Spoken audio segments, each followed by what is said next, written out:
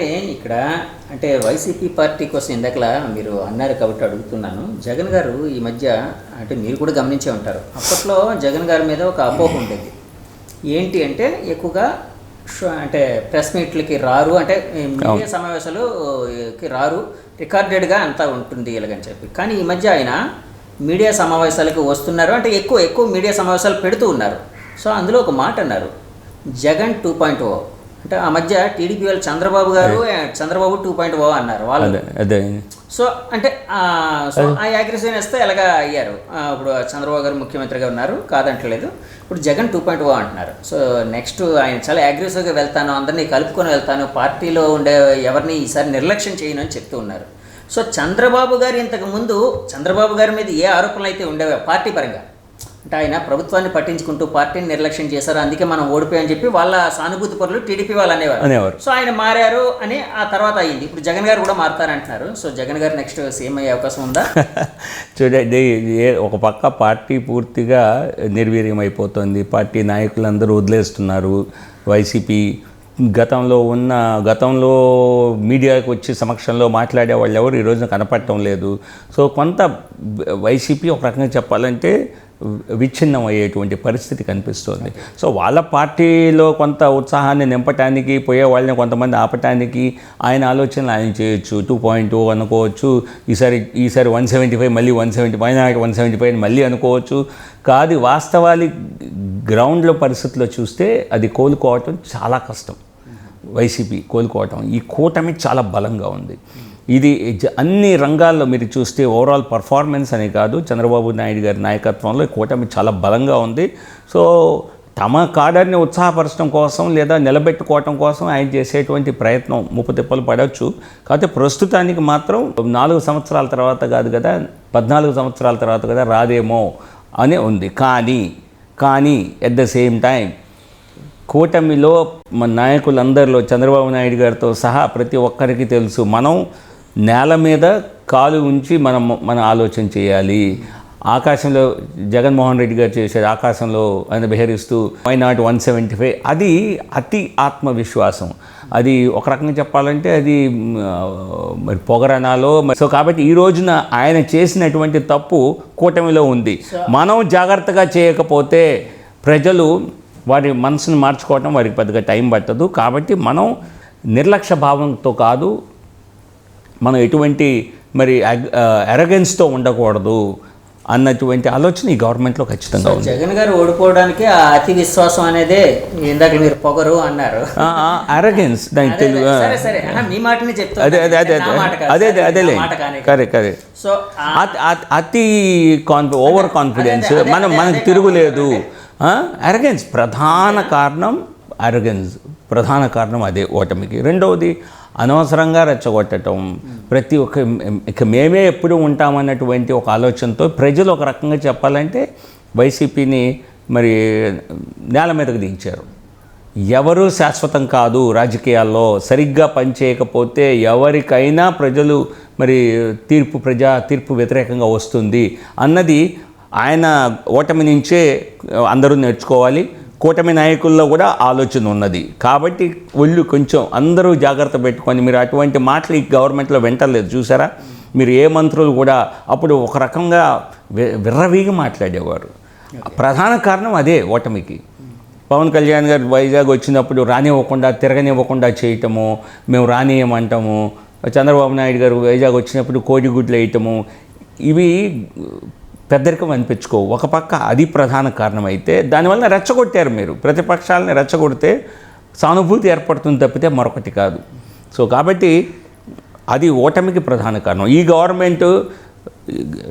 Government నేల మీద కాలు పెట్టి ప్రభుత్వాన్ని నడుపుతోంది. దీనిలో ఎక్కడా కూడా అహంకారానికి తావులేదు. అహంకారంగా ఏ వ్యాఖ్యలు ప్రధాన నాయకులు చేయగా నేనైతే చూడలేదు. సార్ ఇప్పుడు చంద్రబాబు గారితో కానీ లేకపోతే టీడీపీ ముఖ్య నాయకులు లోకేష్ గారు ఇలాంటి వాళ్ళతో కానీ జీవీఎల్ గారి ఆ ప్రయాణం ఎలా ఉంది, అంటే ఇది ఎలా ఉంది, ఫ్రెండ్షిప్ ఎలా ఉంది? పరిచయం నాకు మంచి పరిచయం ఉంది, కానీ రెగ్యులర్గా మాట్లాడవలసిన అవసరం కానీ వారికి తీరిక కానీ ఉండదు. కాబట్టి వారు గెలిచిన తర్వాత కొన్ని సందర్భాల్లో కలవటం జరిగింది. నాకు చంద్రబాబు నాయుడు గారు 30 సంవత్సరాలుగా తెలుసు. ఓకే. సో కాబట్టి కొత్త పరిచయం కూడా కాదు. రాజకీయ మీరు షఫాలజిస్ట్గా ఉండేటప్పుడు చాలా దగ్గర పరిచయం ఉండేది, చాలా అనేక సందర్భాలు అప్పుడు మీరు టీడీపీ కానీ వర్క్ చేశారంటే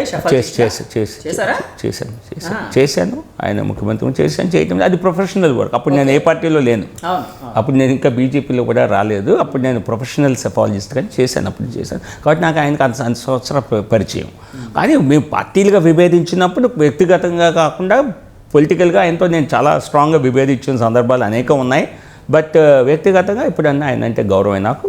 సో అది వ్యక్తిగత గౌరవం ఇప్పటికీ నిలబడింది. అంటే ఇది నేను ఎందుకు అడుగుతున్నానంటే అండి, అప్పట్లో జగన్ గారికి ఫర్రగా ఉండే బీజేపీ నాయకుల్లో జీవీఎల్ గారి పేరు గట్టిగా వినిపించేది, చాలా గట్టిగా వినిపించేది. అది ఓకే.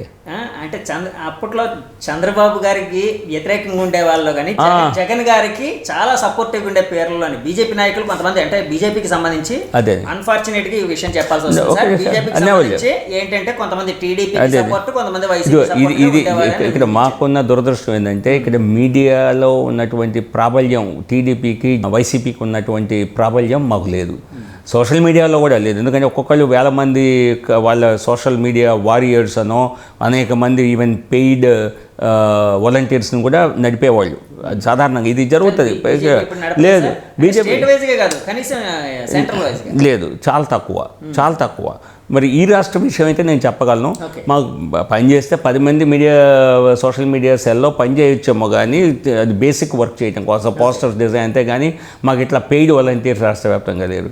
ఈ రాష్ట్రంలో రాజకీయం ఏంటంటే you have to be either మీరు టీడీపీకి వ్యతిరేకంగా మాట్లాడిన సందర్భాల్లో, నేను వైసీపీకి అనుకూలంగా మాట్లాడిన ఒక్క సందర్భం చెప్పండి.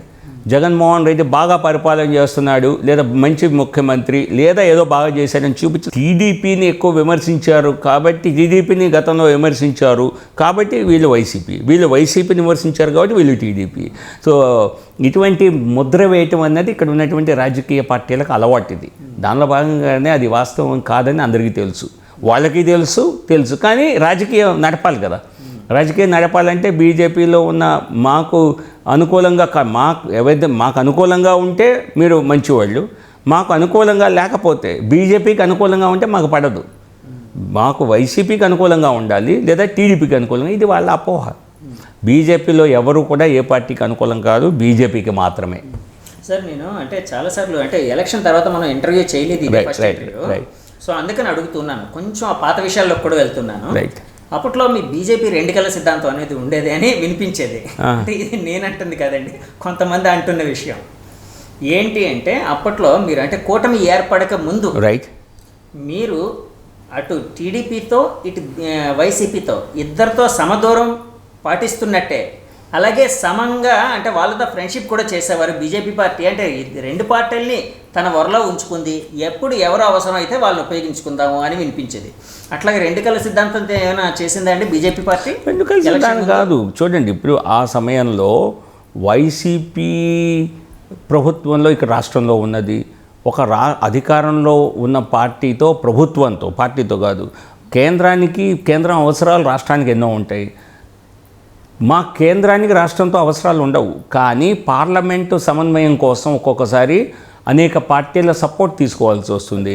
మేము బీఆర్ఎస్ సపోర్ట్ అడిగేవాళ్ళం, వైసీపీ సపోర్ట్ అడిగేవాళ్ళం, బీజేడీ సపోర్ట్ అడిగేవాళ్ళం. మరి అటువంటి బీజేడీని మేము ఒడిస్సాలో ఓడించి వాళ్ళపైనే మేము అధికారంలోకి వచ్చాం కదా.